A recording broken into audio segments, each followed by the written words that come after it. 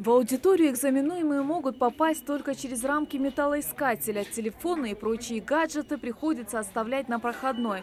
Здесь установлены камеры видеонаблюдения. Каждое движение выпускников фиксируется. Возможности списать не будет ни у кого. Перед началом экзамена организаторы зачитывают правила.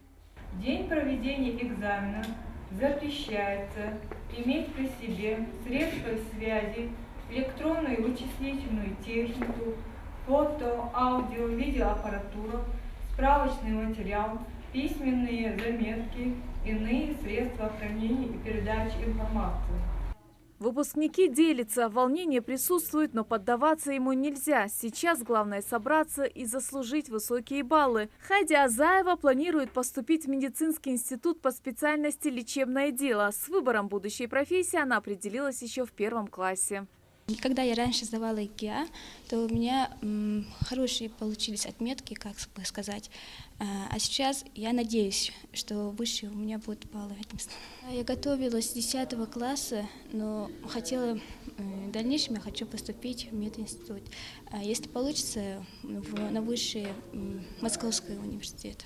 Все кабинеты пункта проведения экзамена видны как на ладони. За каждой партой по одному человеку рассаживают ребят специально в шахматном порядке, чтобы каждого из них отчетливо видела камера наблюдения. Все кабинеты в школе, где проводится экзамен, опечатаны, кроме тех аудиторий, где непосредственно проходит тестирование. Все эти меры необходимы для максимальной точности оценки знаний ребят. Экзамен сегодня проходит в штатном режиме. С утра никаких замечаний нет. Дети, участники ЕГЭ пришли. Особенно хочется обратить внимание на их внешний вид. Они все подготовлены. Это, как говорилось в фильме, для них экзамен, наверное, праздник. Внешний вид очень хороший. Никаких нарушений нет. Если у кого-то и были телефоны, или же они оставляют их на проходном пункте.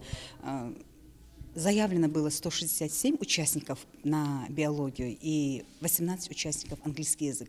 Явка в основном состоялась.